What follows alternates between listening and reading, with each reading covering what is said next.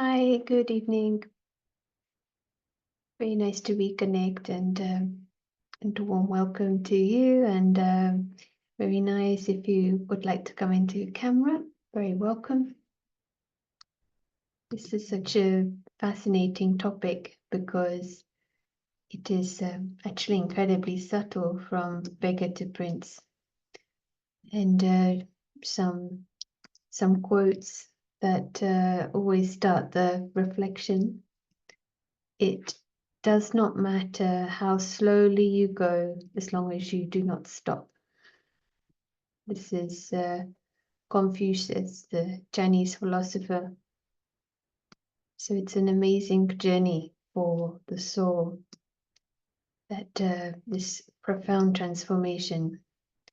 Main message is to keep going. Second one is by Israel Moore Ivor, who is a life coach from Ghana. He said, "There is no medal for the best beggar of the world. Nobody celebrates beggars." Interesting that there's actually a skill there to look like you need to receive from others. And of course, we're talking about begging at subtle level as well. And that is something we know is not to be celebrated intuitively. So here we are looking at this swing, and spirituality offers us the option and the reset to the sovereign. So welcome to everyone, and I'd like to invite Brother Prashant to make us start. Good evening. Thank you, and hello, and welcome.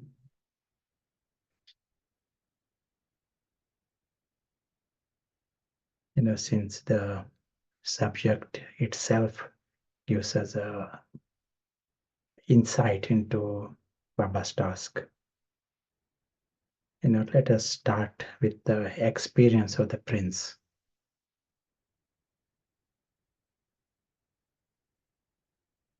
The basic message is that all are princes. That's why Baba can create a world of princes and a golden age, because naturally everyone is a prince.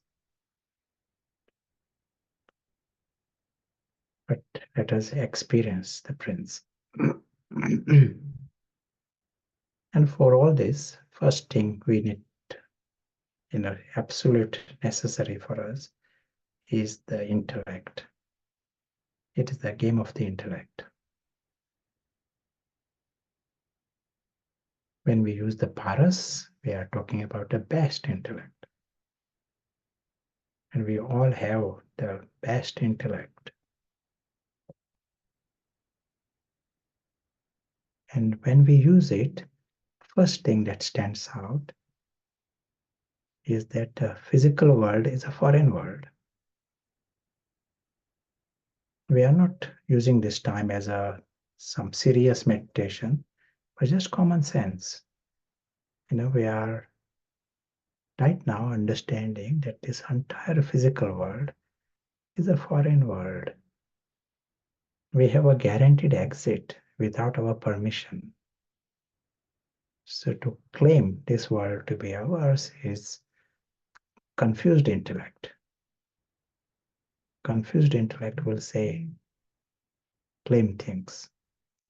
Ravan is shameless. He is living in that foreign world with full rights. And any time he can be kicked out.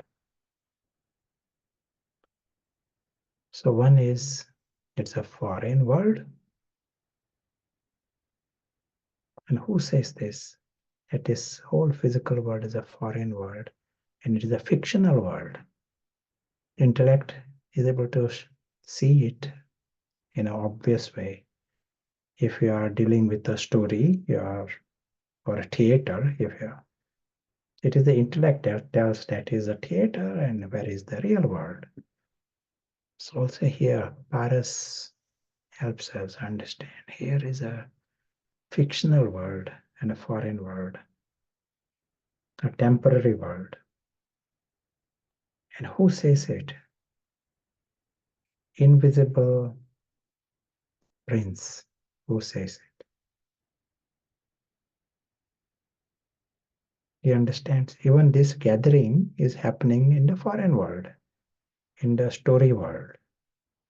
Prashant talking, even that is happening in the foreign world.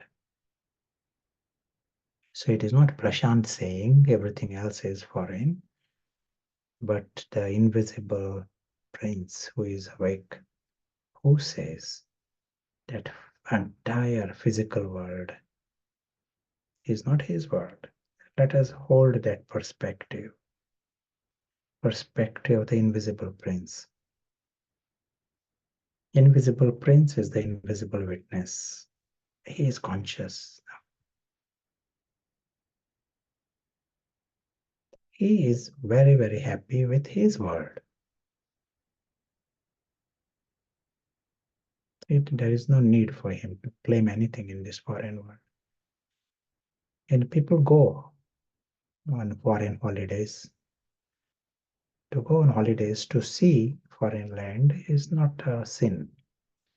To claim anything there, then you get penalty. So also here, this is a foreign land, happy to be the witness, observer of it. But the invisible witness, he has his world. For him, that is very, very obvious.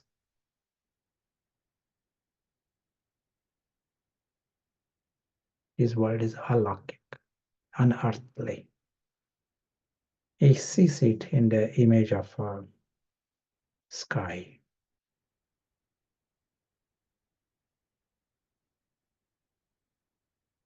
The most relevant aspect of the sky, this is eternal.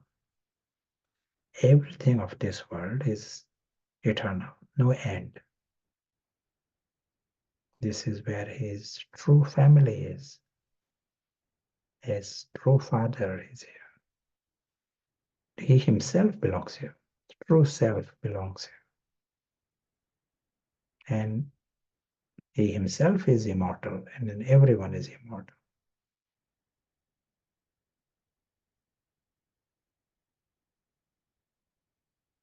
He understands that in this world, the rules are different. They are all immortal without needing anything. They do not need even air, water. They don't need anything. They exist forever. All. And nothing can harm them. Immortal means that this region is beyond harm. They don't need to build castles.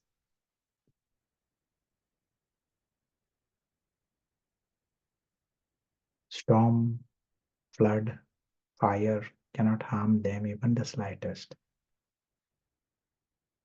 They are like this. And when anyone understands that he is beyond harm, then the game is different.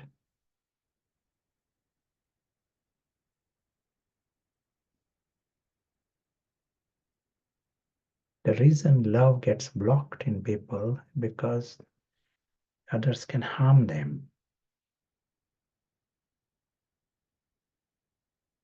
Just may harm them, that is enough. They have to be defensive, may not trust others. The invisible witness, he knows he is beyond harm. And he knows his world is beyond harm. Everyone is safe. And everyone is harmless. They don't even need anything. They don't know the whole department of harm. All are like this. Ignorant of the word desire, but they are also ignorant of the word sorrow, ignorant of the word disappointment.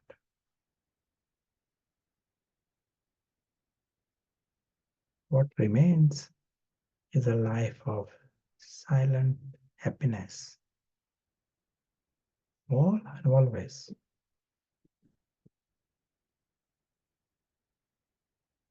You don't need to plan anything. They don't need complicated strategies to defend themselves. When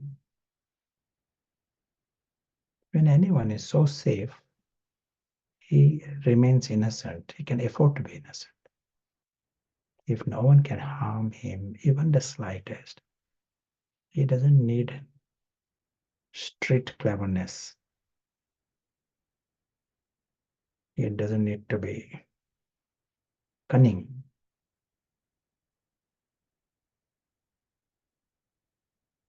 This is the way this world is. Like the Father, Bhola, all are innocent, childlike, and godlike. All, always.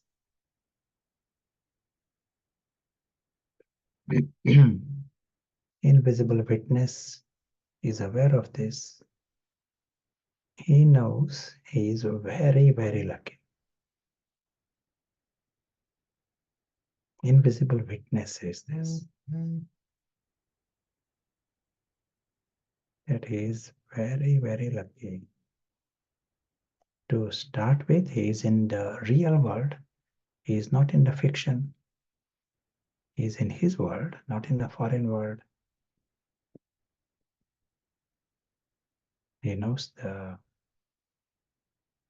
true world. He is in truth. That means a lot. He is not deceived. He knows his world is eternal. He himself is immortal. World of immortality is here. That is his world now. Even now, we do not see it as a meditation experience. For the invisible witness, that is normal. This is his world and life.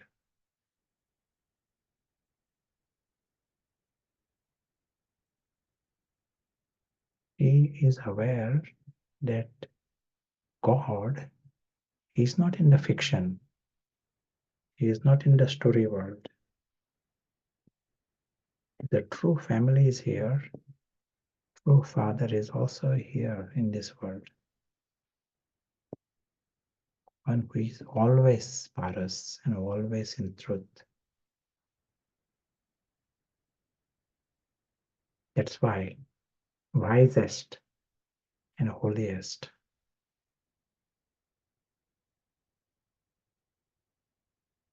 Invisible witness. He knows of his worthiness to belong to the King of Kings.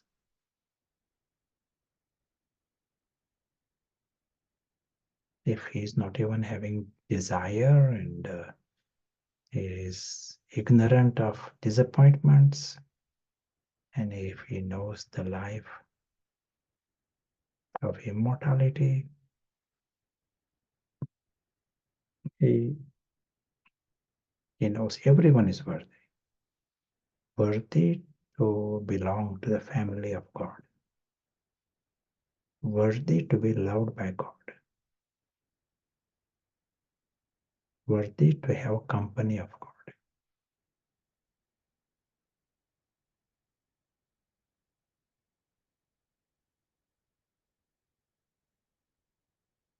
Invisible witness belongs to the King of Kings. And this whole scene is eternal.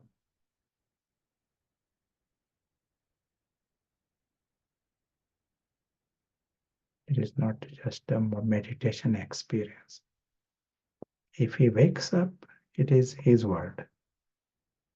Just like in any case, if someone is dreaming, is snoring, then he cannot experience his world. But the truth is extraordinary truth. And he knows he's very, very lucky. His family, this is a divine family. Divine, we use that word if there is no demon.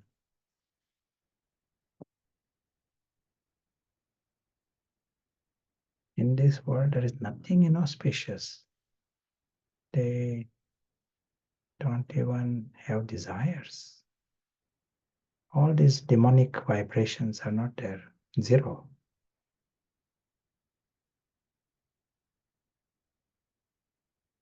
That's why region of divine family, all belong to this. All life, we can use the word, all life is divine. Anyone who is immortal and knows he is immortal, nature is divine. Because that understanding of being harmless and desireless, that brings up that divine nature. Blocks are removed. Otherwise, this artificial desires, artificial harm, fear, they create blocks. That's why everyone's nature is of love and happiness. Full joy, full happiness, full love.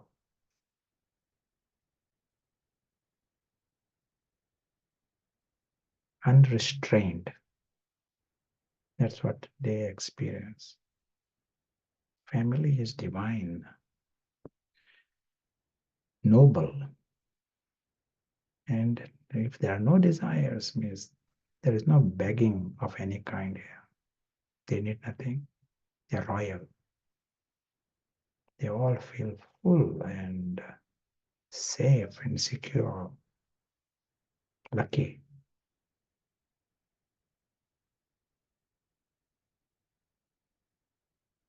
The invisible witness understands how lucky he is. He sees all this extraordinary truth, knows that all are lucky, all are lovely and loving. And this is his world, and this is his life. He also knows no one can change this. There is no enemy anywhere who can change this truth. Only he has the option to see the whole thing upside down if he wants. He has a choice. No one else can interfere with this truth. Just he has the option. Right now, it is a game of a second. We used the paras, and in a second we are seeing things the right way. We are not doing this as a meditation experience, but all along the invisible witness is seeing the truth, seeing the normal reality. And he is aware in a long distance, far away. There is a story, there is a theater, there is a performance, foreign world, fictional world. He sees the fictional world as a fictional world.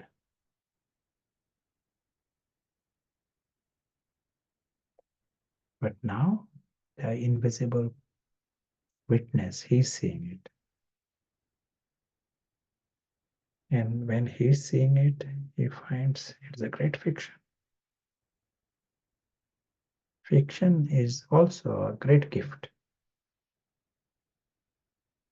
Any fiction that exists in the world is a gift, is made for entertainment. Any story, any theater, any drama is there for entertainment. Dramas are harmless. You watch, you go home. Your world remains the same. In the drama, there are villains and dragons, but they are harmless. There's a beginning and end.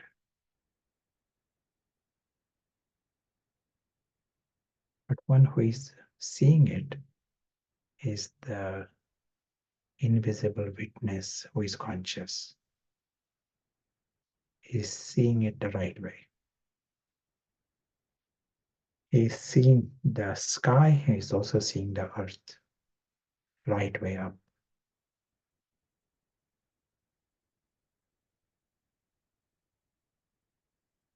We can say invisible witness is the invisible prince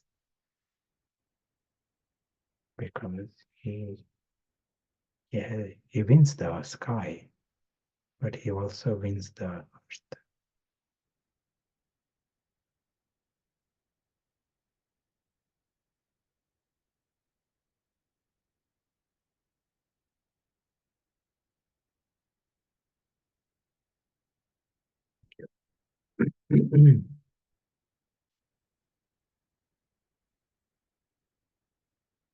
So that is nice, some reset for us, and it will be nice to hear some thoughts from you also, and then we go to our next subject. By here, do you mean type? Type, yes. Yeah. While others typing, it's just thinking, they talk about white noise. You know, if you're in a room, perhaps the kitchen, and something's making sound, and then if for some reason it stops, it's like peace. And this reset, it's like the beggar is silenced. Such a beautiful reset to get acquainted with the prince. We know it, but it's like the beggar, the weeds in the garden that will just grow because the atmosphere is nourishing, as if. So whilst it's very clear, the concept, we have to actively promote the prince, I think. And so profound that no one can change this truth. And I can see in myself this new department of begging can come when we are perhaps in a community of like-minded people, the justification, defending, defensiveness. It's another kind of begging. So Maya changes her form, like in the Merle last week, but the seed is the same. We might not recognize, it's just another form. So some thoughts, a question here. How would you translate Paris? Yes, we stay with the word paras. Baba uses that word. Baba contrasts it with stone intellect. And the word for stone intellect is patthar. And opposite of patthar is paras. Paras includes broad intellect. Paras includes subtle intellect. Paras includes divine intellect. So it is better to stay with the word paras and and understand what Baba means by that. It's the best. It is the ultimate. Baba, God himself is called Parasnath. So it is nice to stay with that word. We had sometimes sessions, more detailed discussion on this. I'll use the board and some of the what we discussed just now. We often show it with the image. It is very necessary for us as a reference.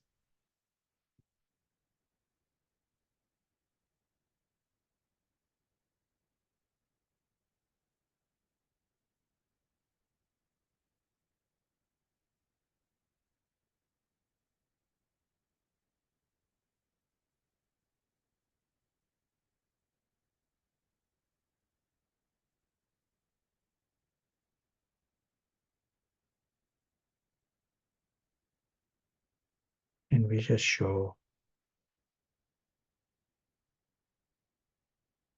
that this invisible witness, he has his world, and his world is of divine beings, world with God. That is where he has right there. Eternally it belongs to him. There is no shortcut. It is not that we understand knowledge and continue to live with the stone intellect. There is a tendency, that is what the challenge is. As if we continue to stay with the stone intellect, continue to stay in that story. When we do that, that kind of life favors the ego. In other words, it favors Ravan. Ravan, as was said, Ravan is embodiment of ignorance, is shameless, he's in that foreign world, but as if he owns it. He's sort of making demands and that's why suffers also. But it is like a madness of Ravan, shamelessness of Ravan, and that is what ego is. These are different heads of Ravan. Stone intellect absolutely favors this, favors Ravan's life, Ravan perspective, and ego consciousness. So this is what is the state in the Iron Age, where they all are living in that story. It is blatant, it is obvious. We all have an exit that is obvious, but Ravan doesn't need to question. He continues to claim more and more until the end.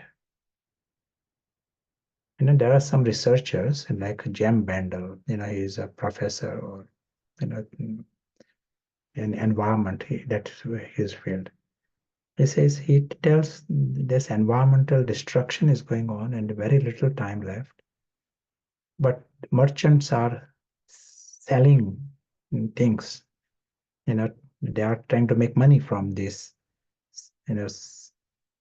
until the last moment. They will continue to sell, make money from this. So that is the way Ravan operates. Ravan is absolute madness. He is caught into this world and shameless, and senseless. But with us, we have the option of paras. If we do not use paras, then we could be doing the same thing. When we use paras, then this whole dimension opens up, because we are seeing now with a broad intellect. We are able to see the world beyond the story. We can see the sky and subtlety. It has subtle intellect, subtlety behind, sense of the subtle. all of this is necessary. Then only this whole thing lights up. The invisible self wakes up. And then it becomes soul-based effort. Otherwise, even in the spiritual world, we can be doing ego-based effort. Still, ego is making effort, and that is the way. We need to start. And the more we do this, paras will become stronger. First day, no one can claim he is, he understood it. Doesn't mean he is brought about a full transformation, but we can create 1 minute. 1 minute we are seeing this. Like last 15 minutes, we experienced it. That's great. Every time we are using it, paras becomes stronger. And what else do you want? If paras becomes strong, then you are seeing things the right way up. It is all the game of the intellect. Many things will become obvious. This story will appear obvious and will appear bizarre to create any kind of dependency in that story. If it is okay, we'll go to the next subject, or if there are any other comments. It's good. We haven't got comments right yet, just was reflecting on ego-based effort. Maybe after a while it gets sufficiently painful, so that's also progress as we do start with pata. But yeah, no comments right now. So now let us come to our subject of today, the prince. Let us take a very physical example. There is a prince in some country, and the prince goes to Scotland, let us say. It can be just, and is in the countryside, quite happy, impressed with the place there, and meeting people, local people, and more he is getting impressed and drawn into it. Let us take a scenario. There comes a time he forgets that he is a prince. There is no one to remind him that he is the prince. He forgets he is the prince. So if he himself has forgotten the prince, then there is no one not to, then it is gone, as was said before. We can be our own enemies. He is still the prince. King is waiting for him, but he has forgotten that he is prince. And now he's happy when someone invites him, someone gives him something, he's happy. And when he is not given things, he is asking for things. So he becomes a beggar.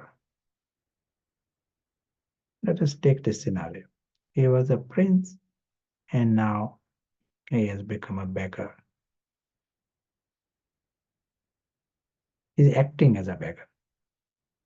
So he says, give me coins, and people, some are giving him coins. When he gets a big coin, he's very happy. When he loses a coin, he's unhappy. He's comparing with other beggars. So it is not just begging for coin, but it is a beggar syndrome. He is having sorrows of the beggar. He has worries of the beggar. He is having comparisons as a beggar. Insecurity, what will happen tomorrow? That is, he wakes up as a beggar. He goes to bed as a beggar. He leads a life as a beggar. Prince, that is completely forgotten. And he doesn't remember now that there was palace, and it is not that it was in the past. Right now, it is there. Palace is there, and others are aware he is the prince. but he is seeing himself as a beggar. So, question, is he a beggar or is he a prince?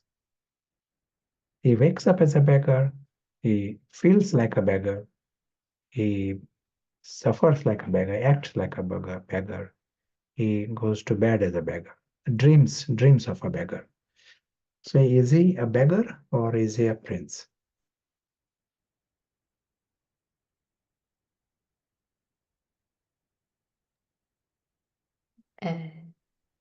Someone's just typed no, not sure which no that is. Not a beggar, maybe. He is a prince. Yes, that's been confirmed. Prince acting as a beggar. Beggarly prince? Sleeping prince? Practically speaking, beggar. Yeah. Means, if he's spending his whole life as a beggar, what is the point in being the prince? And that he doesn't know that he is a prince. It is nice he can show you know uh, some evidence sometime in the future, but right now whole life is as a beggar, and others also see him as a beggar. But let us say some realize that he is the prince, and they go and tell him, "You are a prince. Do you know that? What are you doing here? You are a prince." He says, "Am I a prince? Oh, thank you very much. But have you got a coin?" So, it is not something superficial. It is much deeper. It is like there is a spell. Sometimes someone forgets something, but even if you try to remind him, he doesn't remember anything because there is a spell. It is a deeper shift that has happened. So, what can you do now to him? He is the prince, but he's acting as a beggar. So you go and tell him, "You're a prince. Look at it. You got palace. You got a king." He says, "Thank you very much. It is very positive, nice of you. But coin, give me some coin." He says, "I like this positive thinking. I will do positive thinking course sometimes. But right now I need coin."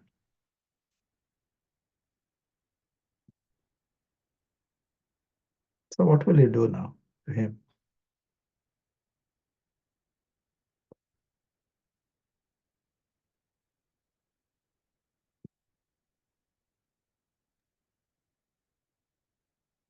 And said he will jingle coin, he will sort of do a dance to get more coins.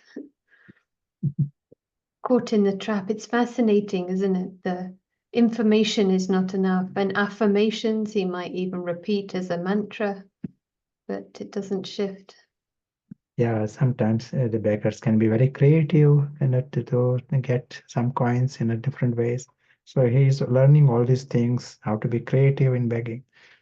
So, you tell him, "Okay, you sit here and remember, that, create 1 hour, say that I'm a prince, repeat this, for 1 hour, I'm a prince." So he goes and sits, he makes a special room. He sits there. "I am a prince. I am a prince. You are the king." He got a photograph up in front of him. "You are the king. I am the prince." So as soon as the hour is finished, he goes out. "Where is the coin?" "Anyone to give me the coin?" So he does this every day. He wakes up at a good time, creates 1 hour. "I'm a prince. I'm a prince." He goes there, reminds himself, "I'm a prince." But begging is also going on.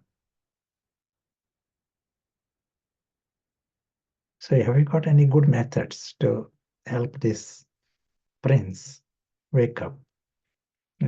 He is okay. Let me ask another question. Which of this beggar will have difficulty to wake up? Prince is behaving like a beggar. Which beggar will have difficulty to wake up? You try different methods, you try different things, and you say, okay, let us try some other method, and maybe let me buy a CD for him. So the beggar with lots of coins, that would be difficult. The beggar who's surrounded by many others who are also begging, the one that is seen as a beggar by others, that'll be That's difficult. right. Yes, and a successful beggar will have difficulty to wake up. He was hoping to get 10 coins, but he found a good place, good position near the church, and he's getting 200 coins every day. And now you tell him, stop begging, and he says, what? Look at this, my success, and you are telling me not to beg. So the successful beggar all along understand the parallel with what is happening with the world here. This is the story of everyone, and what has happened in the story. The prince,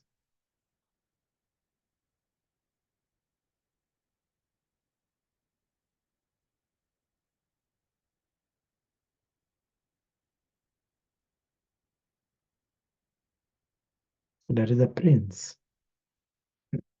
For whatever reason, if he is deceived, he is under the spell, and he is now doesn't even know that maybe he's not using paras, maybe everybody around him is patthar, but he is not connected. He cannot see the prince at all. Thinks he's the beggar. And this beggar is life is begging for what? Begging for position, different kinds of begging for position, begging for respect, begging for love, begging for some possessions, begging for life also. See the absurdity here, or paradox. Right now, he is immortal. He is already immortal, and he is begging, please let me live for a little bit longer.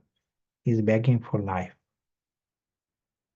Right now, he is loved by God and loved by this divine family. It is a region of love. He comes from that region. And right now, here, the same one is begging for love.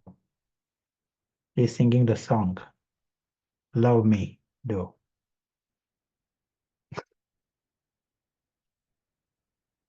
He is one who is worthy of great respect. One is he's respected, but he's worthy. He is egoless and viceless and desireless, sorrowless. God loves him and God respects him, worthy of great respect. And he's you know complaining about not getting respect. At one time, he doesn't need anything from the story. What can story offer to him? Story means it is empty. You know, you don't want to get things from a story, from a Cinderella world. But here, he's begging for things in the Cinderella world. He was desireless. He feels internally, feels he's full. He got everything royal. And he's begging for position here. Begging for all kinds of things. This begging, even to have some preference in a story, that is also begging. Expectation is another begging. Creating demands and all, that is all. Whole department. Desire in any form that can lead to disappointment. Anything that you feel that it can lead to disappointment, then it is begging. We don't use the word zero desire. We do not use that word because to give is also a desire. So the prince also has comes here. Right now we are talking. There is a desire to talk, but the beggar desires, begging is different. Whereas prince, it takes the form of wish. Understand? No? So it is prince wants to, but it doesn't lead to disappointment. When it is coming from the prince, he wants to give, but there is nothing, no reason for disappointment. Means there is no begging going on there. He may give show certain things and some preferences also, but there is lightheartedness. It doesn't lead to major trouble inside.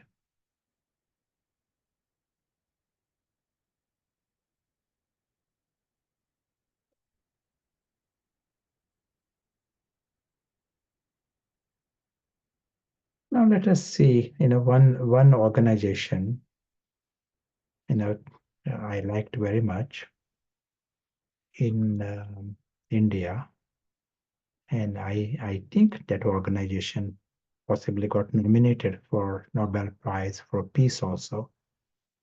And what is nice about this particular organization, they they had scientists in that, and they would use experts, and in various situations in the country, in different communities, they will see what is the problem there.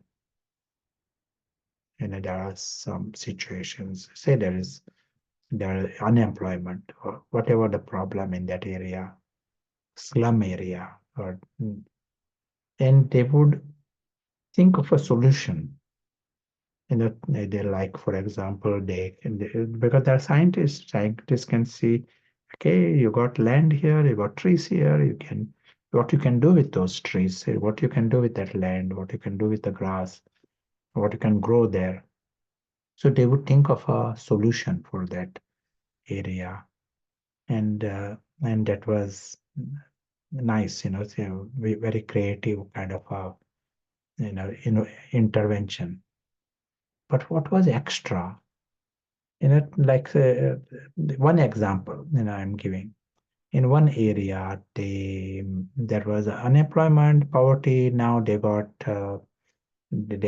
having employment. They got common fund. With that common fund, they are building schools and they are creating libraries, and they are having their social life also in that way.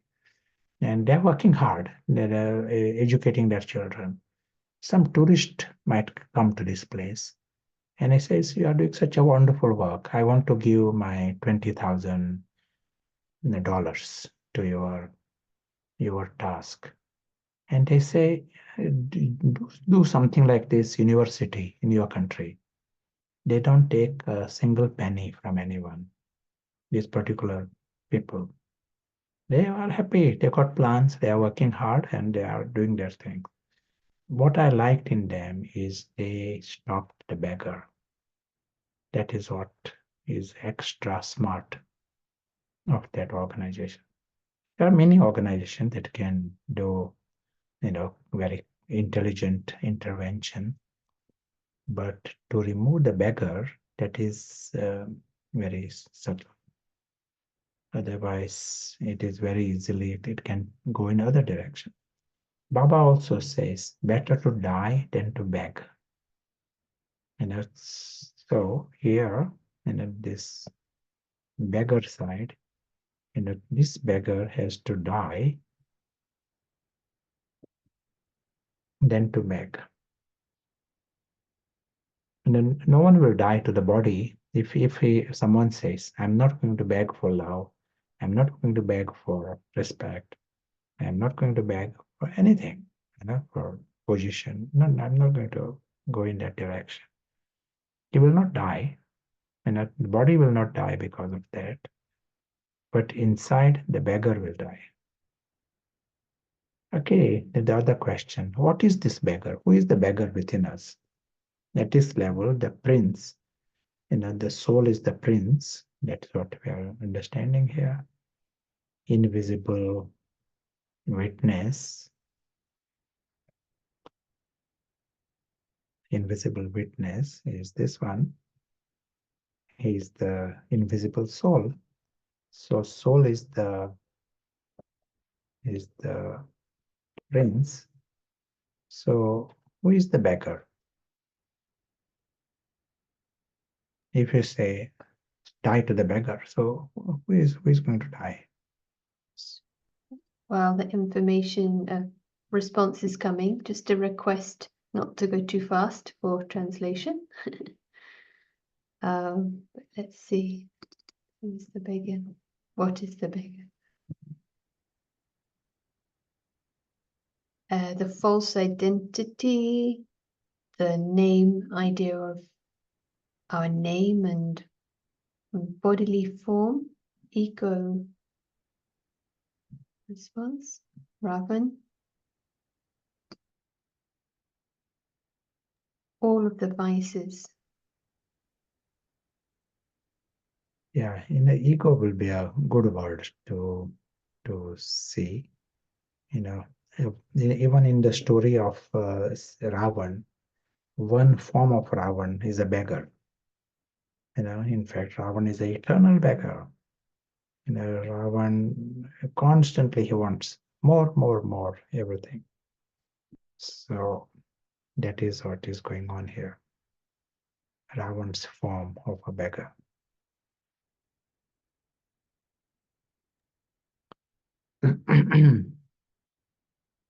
It is good for us to observe these options. The prince, experience the prince and see what is going on here.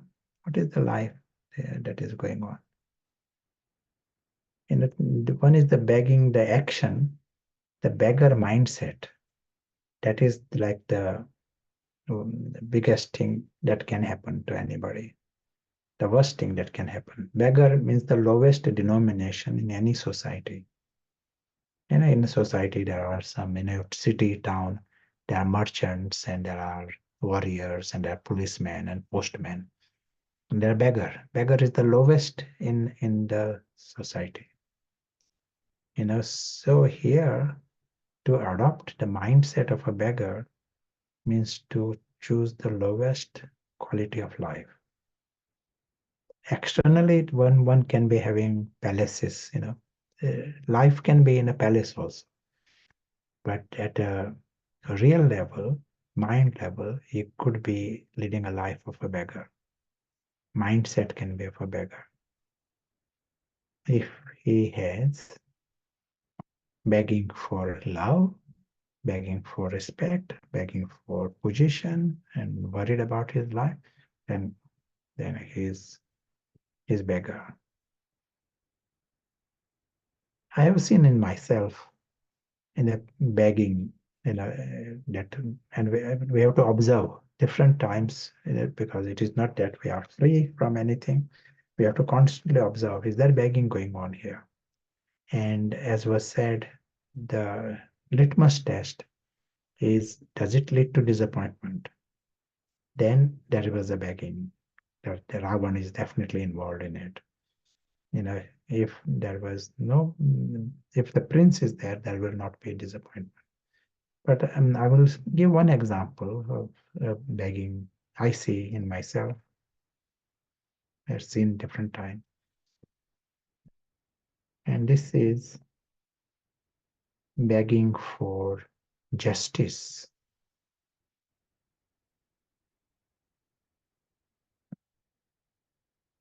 Some fairness, maybe for the self, for the others, it can be a bit difficult to accept unfairness or injustice, and but it is begging. Why is it begging? Justice should be, we should support justice. Injustice is wrong, so why is it begging to beg for justice?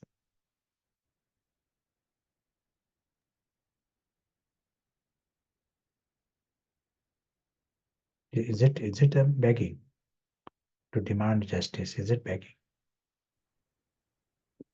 It's a very radical statement to say it's begging, isn't it? Because so trying to change the story, if we are looking, well, drama is fixed.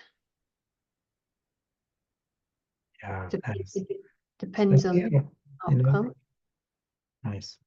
So here we realize, let us first see the prince. Prince, he is loved, he is immortal, he has got his divine family, he has got a home, he has immortality. His life is of love and bliss and contentment and peace and fullness, perfection. And no one can change anything. That it is a whole thing is beyond harm. What kind of injustice is he talking about? What unfairness he is talking about? He has the option to see what he has got first. There is no injustice. Let us first see that, and then you come here in the story. And same thing applies to everyone. They all are lucky, and first see that, and then you will find there is no injustice of any kind. Another injustice I observe in myself is another begging for manners. Manners in others. The others should have manners. Others should have virtues. Others should not do certain things. And as if it bothers me if they do something. And as was said, if it creates disappointment in me, then it is begging. Say that this is a test for us. When the begging is happening, if any situation leads to disappointment in me, then I am in the beggar mind. So someone is not having certain manners to act in a certain way, so it is begging. So how do you deal with it? How do you become free from this? You all might observe there are different times, different kinds of begging. And as was said, we have to remove the beggar within us. Then, to that extent, the prince will be dominant. Prince will take over. So manners, is it wrong to expect some manners? They should be having virtues. It will be nice, kind. It will be kind on me. My life will be easy if others around have got manners. Let us take an example. Say Prince comes to your city. He does some charity works, does some inauguration or something, distribution. He goes. He comes to make people happy, and he goes. Prince. He is told that on this particular street, people are misers. Everyone on this street is a miser. He says, miser, okay, so he will be thinking, oh, it will be nice. But it is their problem. He is not. He's thinking how he can help them become more, normal citizens. But he goes home. He comes there to give. He goes home happy. A beggar comes there in that same area, and beggar is told, people on this street are miser. Beggar is not saying it is their problem. Beggar will say it is his problem also.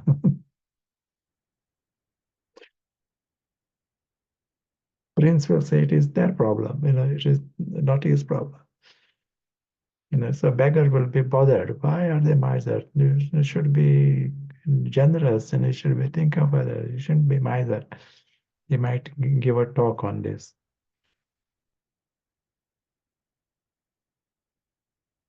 So same thing applies to every area of life. Anything, whatever people are doing, whatever style they go to, it is their problem. It is not your problem. If they behave with manners, it is good for them. If they are having virtues, it is good for them. If they are not, it is their problem. First, you be free from begging. Even if I want to teach them virtues, first let me become free from the begging part of it. Then you are in a position to help the other person.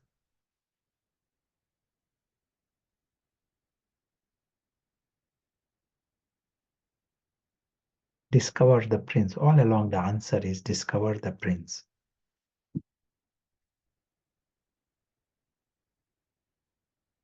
Everyone has an option. And if they are princes, don't go in the beggar mind, but don't go upside down and try to change the world. Let me first be right way up. Even if I want to change the world, let me first be right way up and then change the world. You want to add anything? You want to say anything? Yeah, so couple of questions came up. If somebody shortchanges you, say in a shop, they give you the wrong change, can you not ask for justice? No, of course, you whatever needs to be done, you do it. It is like we are dealing with the world. You are doing things, whatever needs to be done, but do it as a prince. You know, and there can be intention, deliberate intention. But most of the time, in most places, people can do mistake, and there is no harm in drawing attention to the mistake. But even if there is a deliberate intention to, and the bottom line is, he says, you are not going to get back anything. It is gone. That is also okay. For the prince deep inside, that's okay. And he doesn't go to the level of losing his love and losing his happiness. He gave the option to other person to be virtuous. That is all. And the prince gives others the option that if they want to go in the direction of crime, it is their choice.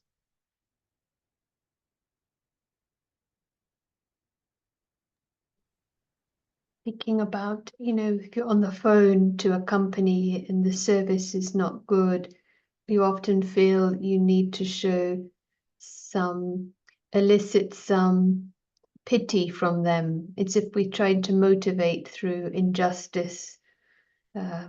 It's amazing how the programming comes as if we think we can't get something done without this begging. So it's Yeah. something to try. Here we are saying the priority for us is to get the prince. That is the biggest victory. To remove the beggar within and win back the prince. This is the big victory, rather than getting some bargain or getting some better deal, or little lower gas bill to get the prince. Eternal prince is a bigger achievement. We give that full priority. It's because the beggar blocks the prince, so it is a huge. Yeah. Another question: how does not begging differ from pride?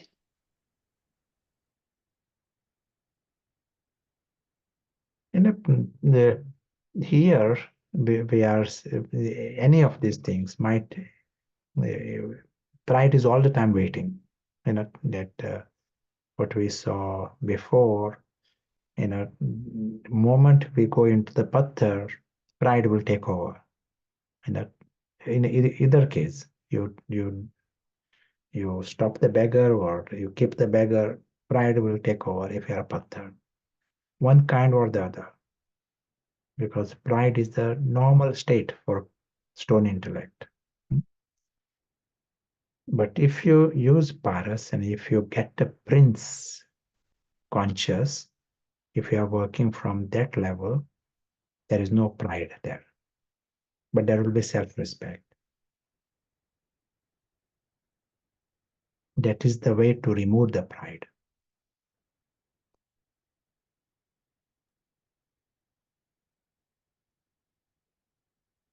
Another question. Mhm. So to clarify, do you mean to stay in the prince stage and help others to wake up to this prince? Because if or when you see inappropriate manners, if we come from a space of compassion, is it still being a beggar? You will be more effective when we, you, we ourselves are right way up, when we ourselves are in the right perspective, and then you are not desperate, you are not disturbed, you will be more effective. If a beggar is trying to stop the other person beggar, then he is less effective.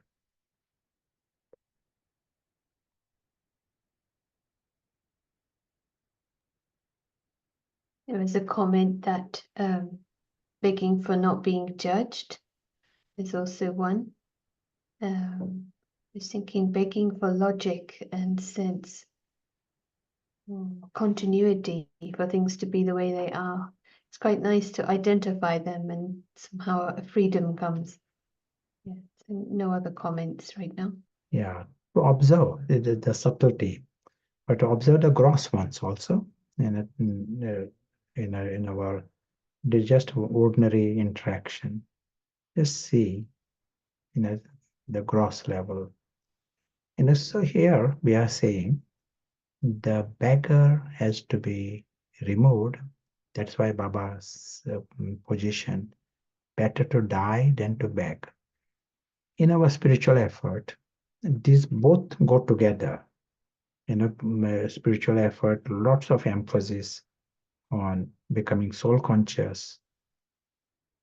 But along with that, there has to be equal attention on removing the beggar. Because this beggar, he blocks the prince.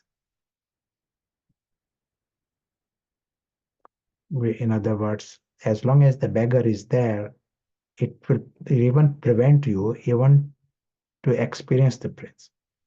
So, for example, someone has got knowledge of soul, he practices soul, years can go past. He's creating time every day, soul, soul, soul, but beggar is still going on, in other words, which means soul consciousness is not really strong. That is why we have to work on both fronts. Remove the beggar along with working on the prince. Let me give an example how beggar blocks the prince. You can make an experiment, a simple experiment. It is an expensive experiment. If you want to set up an experiment, you can do this. It is a bit expensive. And what it is, in your town, there may be some beggars. Especially some tourist area, there will be some beggars. And you take with you some notes, say $100, £100 notes. Take these notes and put it in the basket of a beggar. Give those notes to this beggar in the basket. There are some small coins there, and you put these 2 notes. and just observe what he's going to do next. And I have observed this, not, but I have literally observed how beggars respond in a situation of this kind. And what will happen? The person will take those notes away and very quickly hide them. He will not keep his this $100 in his basket and keep begging. No, he will remove those notes, hide them. And this is exactly what I observed when I was observing this scenario. That one was begging, that lady, she took away that very quickly, and in literally within seconds, her face was the same as before, of total no, misery. She has to convince, the beggar has to convince others that they are empty and they are complete misery and they are very unfortunate, they are hungry, disaster. That is what they have to convey to others. Then there is success. They have learned this, that they know exactly how to make the faces and when there is success. And the success and their faces show that they are hungry and there is a total disaster there. And so, you know, that is the life of the beggar and that is the action of the beggar. If they were to tell others that I got, look at this, I was just now got $200, so amazing. Give me a coin. No one will give the coin. They know this. But this attitude, convincing others that they are misery and they are empty, if that is what is happening day in and day out, what will happen? That goes deep into your personality. And they end up convincing themselves that they are empty and they are hungry and they are misery. They will be dreaming like that.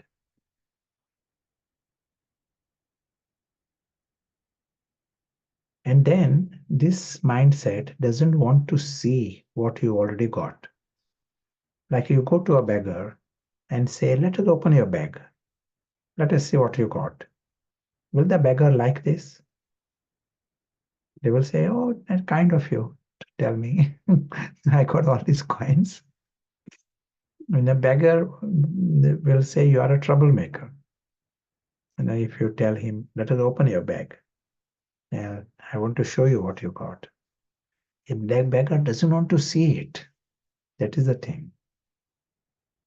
He doesn't want to show to anybody what he got. He wants to hide it. That is his idea of success.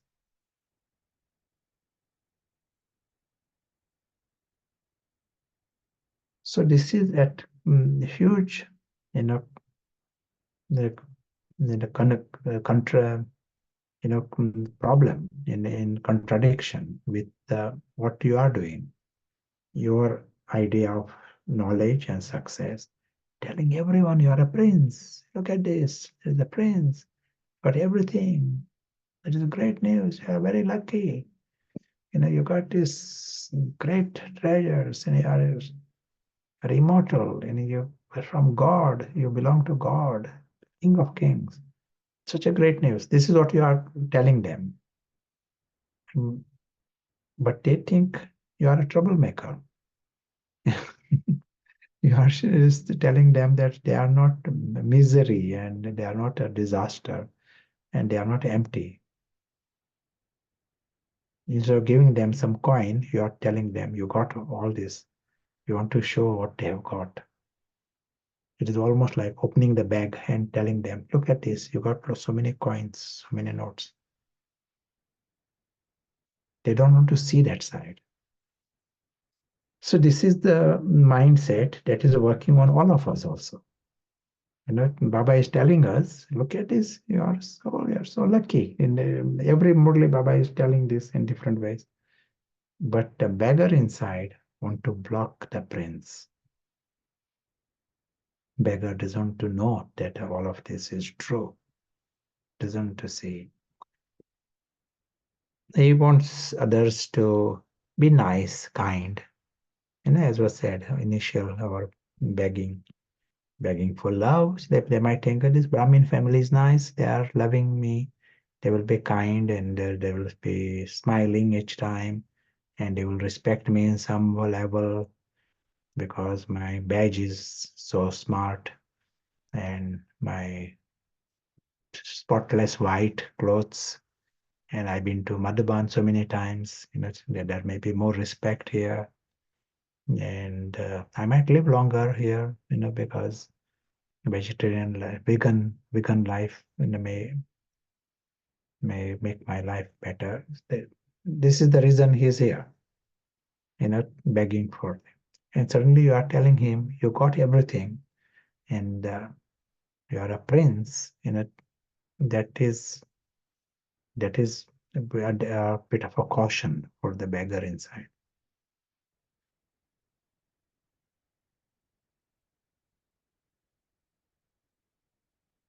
It can also provide you position also, some position, possessions, people, some nice company, holy people around.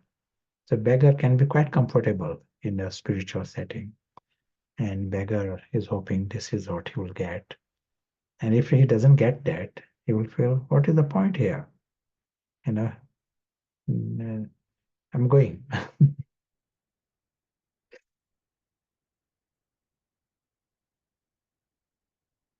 So Baba's whole aim is to show us that there is a prince and there is the world of fullness and world of perfection, to discover that prince.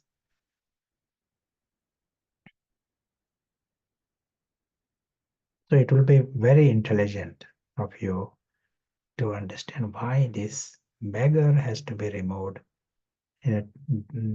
Better to die than to beg. This is worth writing it and understand what does it mean at a practical level. Which beggar has to die and which I have to stop, completely.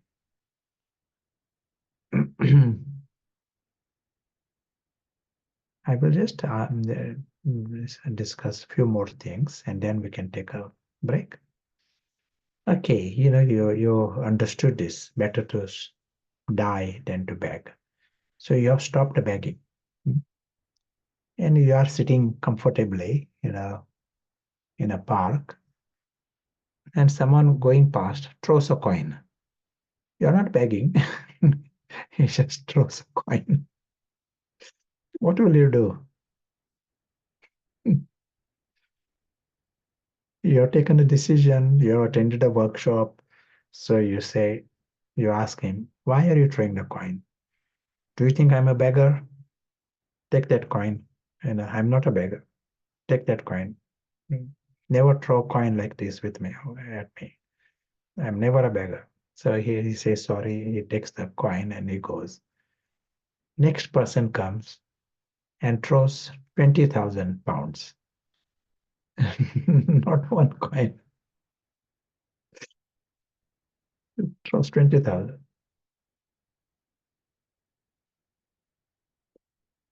What do you do now? You tell him, take this back. Why are you throwing these things? What will you do? You answer. Beggar would definitely grab it, is one comment.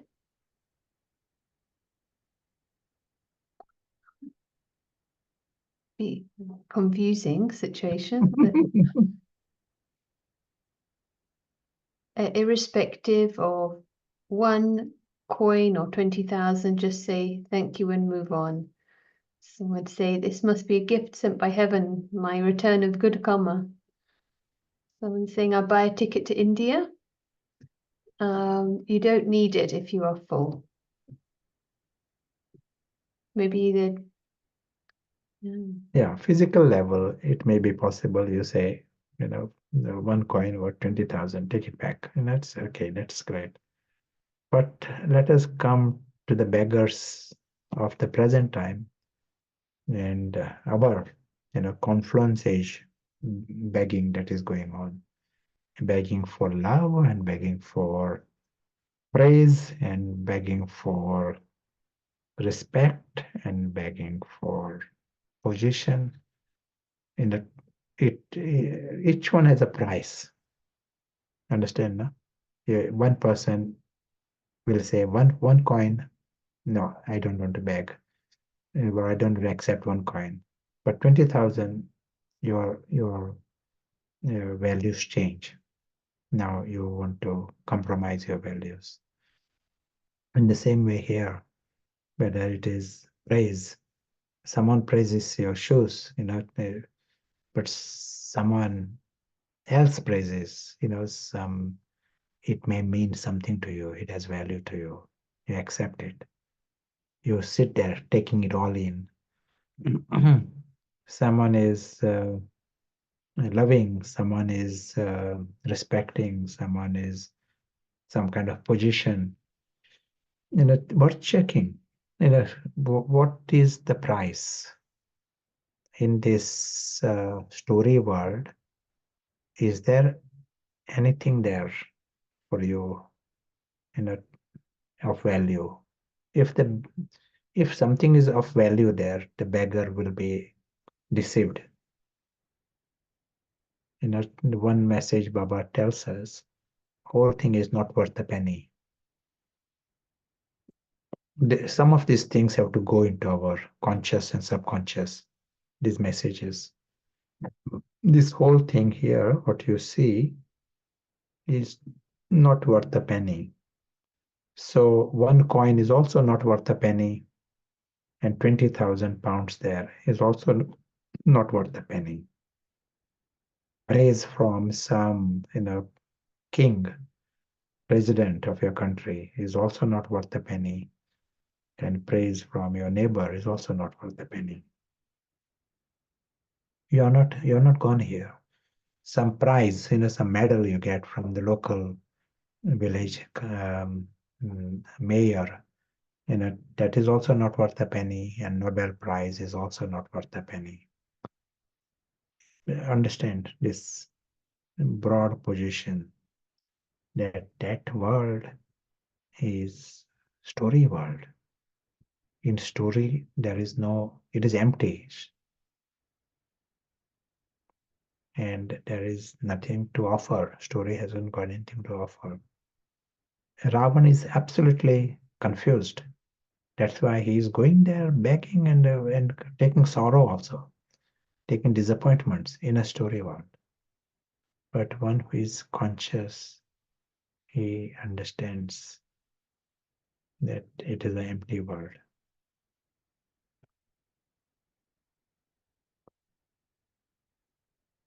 How did the prince became a beggar? If I ask you this, the prince usually prince doesn't suddenly start begging. How did he become the beggar? It might be down the line, maybe over many years, but how? How did he become a beggar?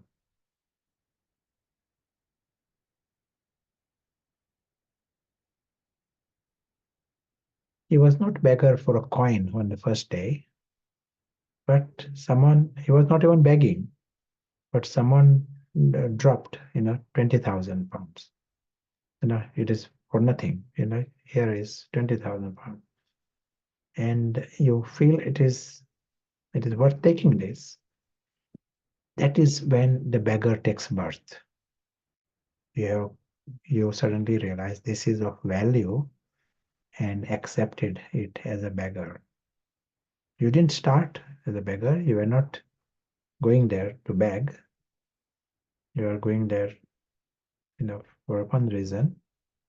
But this, what is wrong, you are accepting them. And then once the beggar starts, the next day he's happy to take 10,000 or so, whatever. And if he's not getting, he will ask also. The beggar department is triggered.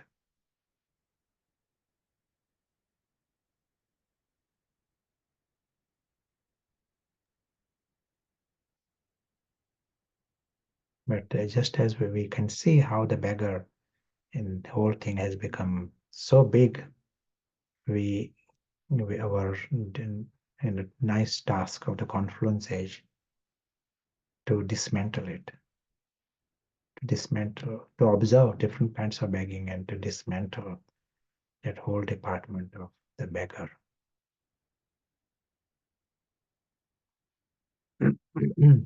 Maybe we will stop here and anything you want to add?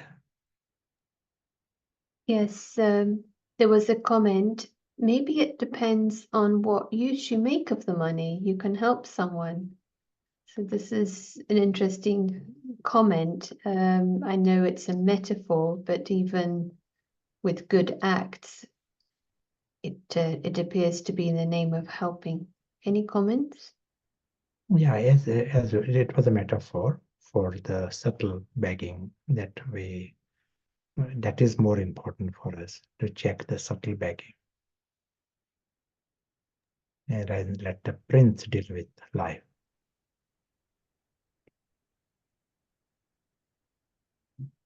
So maybe it's a good time to take a pause, and if there's a question you would like to pose for the rooms, could be what subtle begging do you see, or Yeah, that is one. And how do you help someone? How do you help the prince to wake up? You try telling him here he's a prince. He is also sitting in the room saying that I'm prince, you are the king. Nothing is working. Begging is still going on.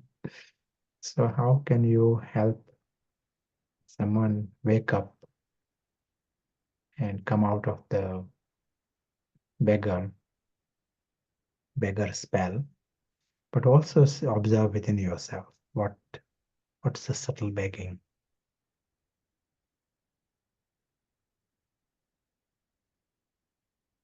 yeah, put that in the chat. Say, Subtle and gross. yeah, okay.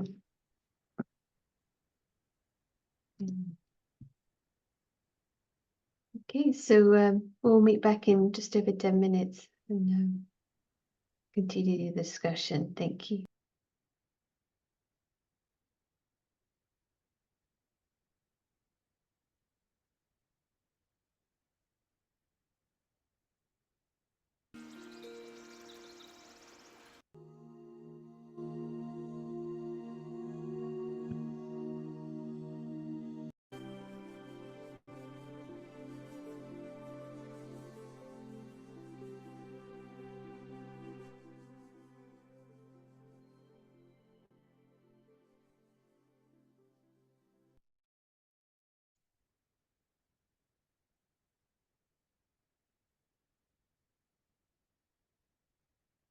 Hello, it's always good to see you back after the rooms, and if you would be happy to share anything that came up, like some essences, it'd be very nice to hear.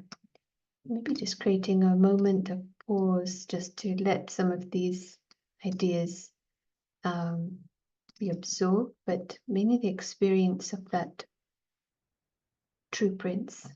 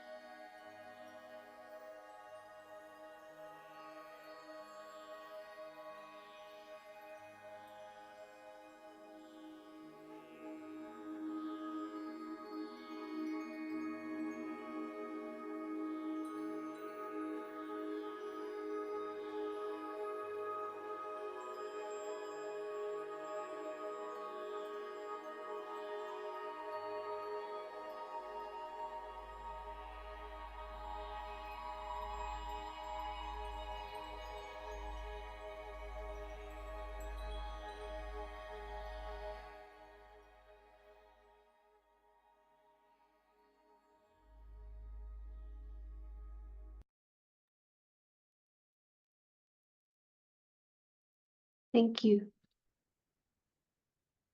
It'd be great to hear from you, and maybe just to briefly from here that Papa talks a lot about inheritance, and that word, we have a right, but the word inheritance. And recently, it came up for me in the Lokic family, there was an inheritance. And it kind of made me realize why it's emphasized alokic, because in the family it appeared very big, this inheritance, and very important. And I realized it triggered the beggar. And the one thing that helped is one of the aspects is seeing this drama itself as a gift. You already have been given something huge. So this was an interesting area when things come up. And another thing, sometimes you're not thinking you want coins, but everyone around you get coins.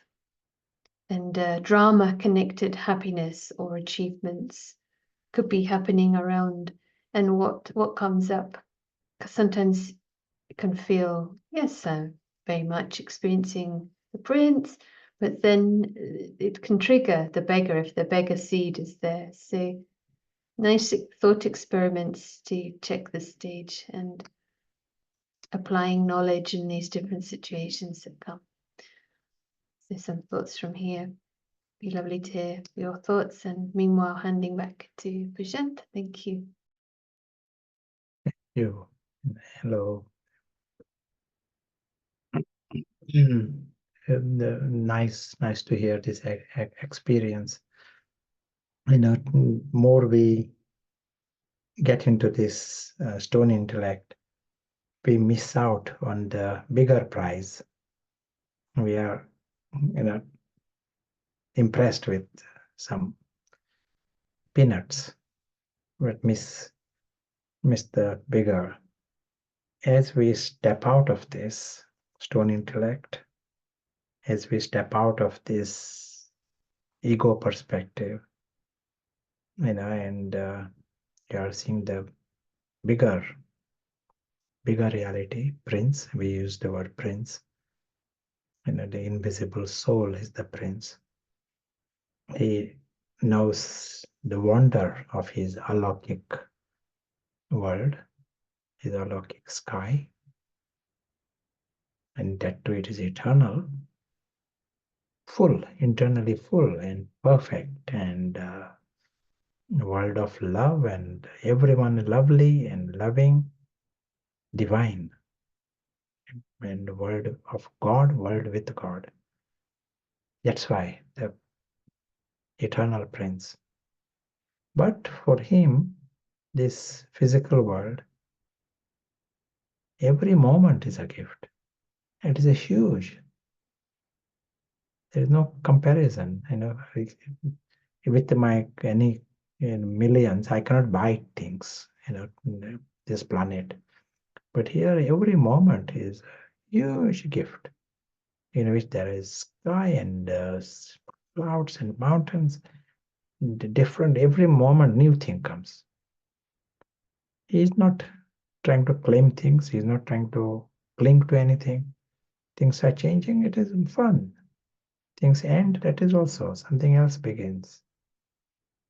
That's why we said at the beginning, he wins the sky. He also wins the earth. Prince on a big level. That is why it is more seeing all this.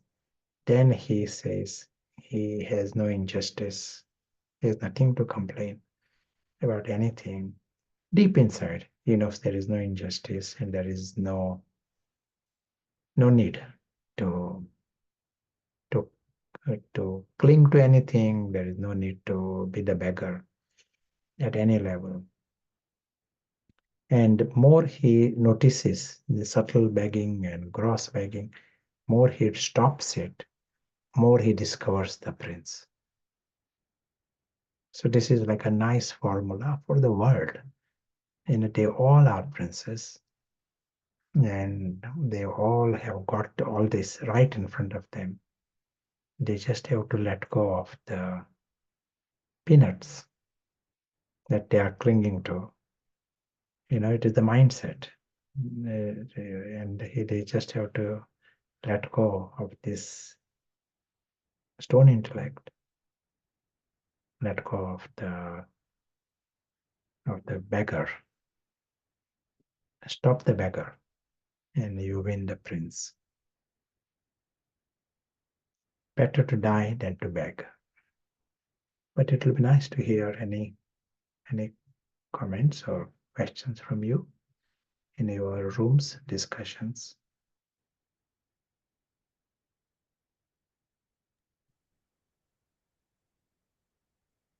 I think there were a lot of treasures shared, but the moment it's remaining a little incognito. But maybe I can just share one example. When we had one sister here who's a singer, and she's from Central Europe. So she came to the UK knowing she might not get a job in what she's trained for. So she started off with a cleaning job just to get started with an income. And she was good at it, and she got praise. Someone said, "You're such a good cleaner." But she was like, "Thank you," but not kind of getting very excited about, appreciating, but not having the ego, because she had something like proper skill and beautiful singer. So she also realized in the same way, like what we get here are chickpeas. It's like, well done for anything drama related. For the prince is like this kind of the same thing. It's very like a doll's show to be so well done. You have a plastic crown. If this true prince is awake, it would be like that. It gave a nice feeling of what it is we need to do to protect ourselves from the coins. Yeah. Someone is typed, if I am disappointed, then I'm begging. So yeah, that's another sign. Yeah. Thank you. To make that paras strong, I like very much. I encourage everyone to just draw a sketch like this, just this much, and keep it in your main room. It can be just a line like this, because we have to be reminded repeatedly that our world is different. This is not our world. Everyone around you is so trapped with full conviction. All the clever people, your professors and your relations and bosses, they all are so trapped in the beggar achievements and the stone intellect. The biggest thing that can happen to us is give the environment in which the prince wakes up. Sometimes people ask me, we in the soul world, we are there for a very short time. Here, if we spend more time, we should develop virtues and live better. And they agreed, but this world and passion, when we see this physical world with passion, it absolutely favors the beggar. And as was said, beggar blocks the prince.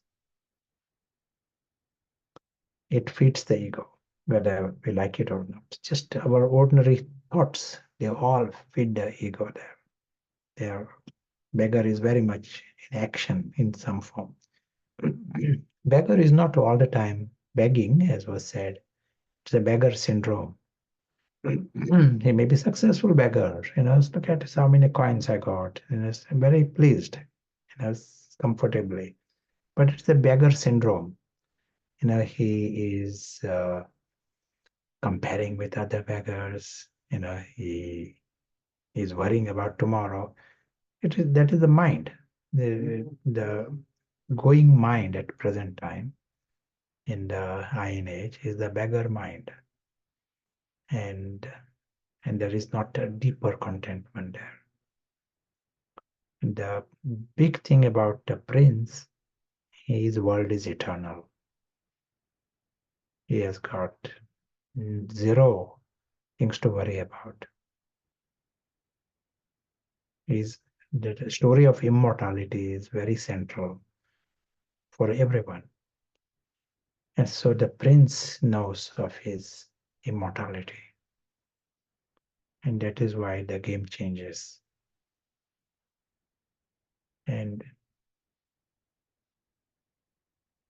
there is deep inside, even for 5 minutes, when we experiment with this mind, where he needs nothing from anywhere. The invisible prince. The extra emphasis here is not to use the language I, because that I also, feeds the old I.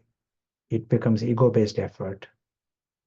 So here your attention is on the invisible witness. Clean start. He wakes up. And he is not anything to do with the story. He understands story is separate. From the first second, he sees. Right now, Prashant is talking. He is a part of the story. At the same time, the invisible witness is conscious and he is observing. His witness is observing the story with that independence. And then it becomes soul-based effort. All the other experiences will become easy. Otherwise, it becomes ego-based effort, and ego blocks. Ego doesn't allow you to experience the prince. Ego is a beggar. Ego will block the prince. So learning a little bit, taking this little caution, starting from the soul, starting fresh, avoiding the letter I, it helps in a nice way here. So that's why the language, invisible witness, this moment. He is observing the story. He observing it's a foreign world and remains free from that confusion with the foreign world. It creates a natural freedom.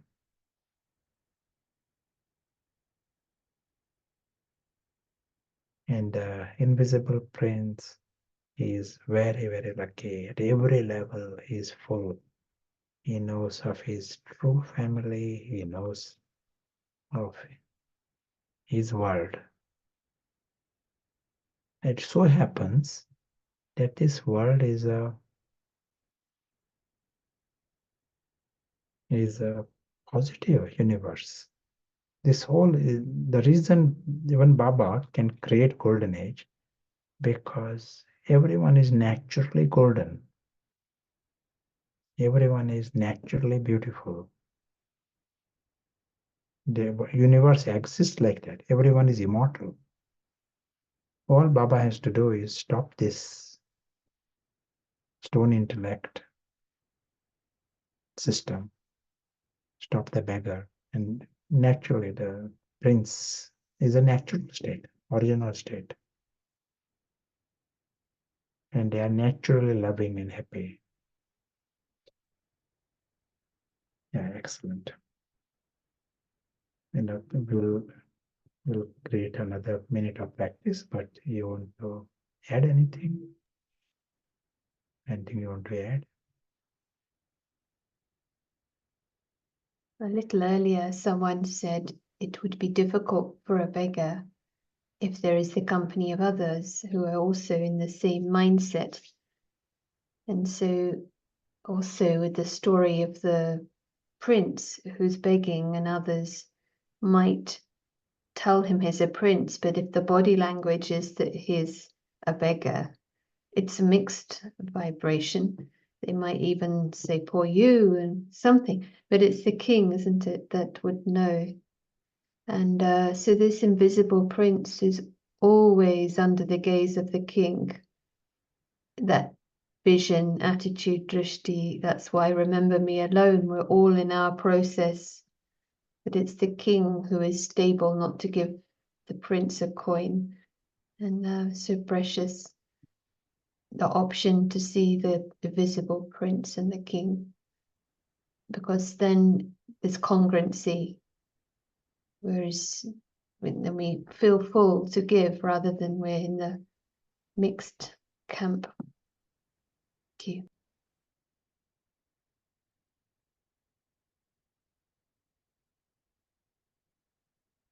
Get another minute of reminder,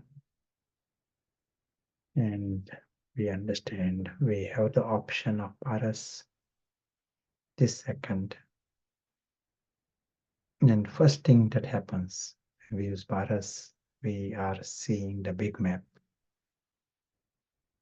One nice way to see it, paras, it is like God-like intellect.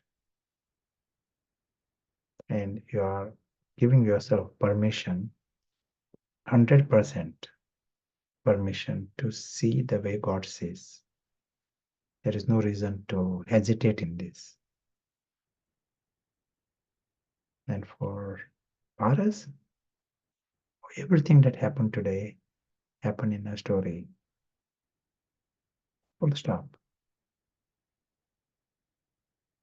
The story, it has got a script, and what is happening now, story, full stop.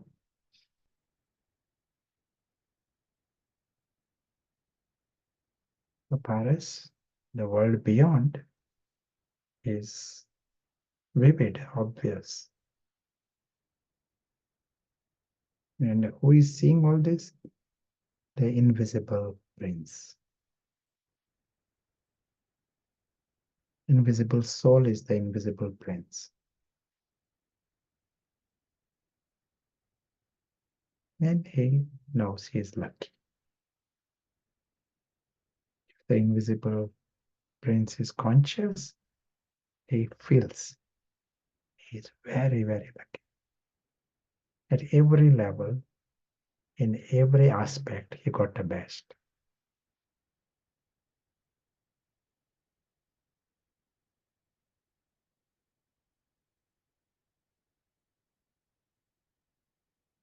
His life itself is with God, word of God.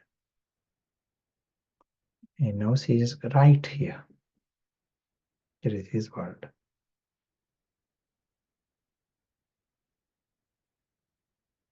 As he continues his journey in the sky or on earth, he understands the immensely beautiful truth. And he is aware of the positive universe. Universe already exists. It is positive.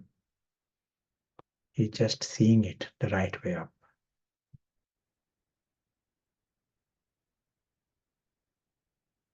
Thank you.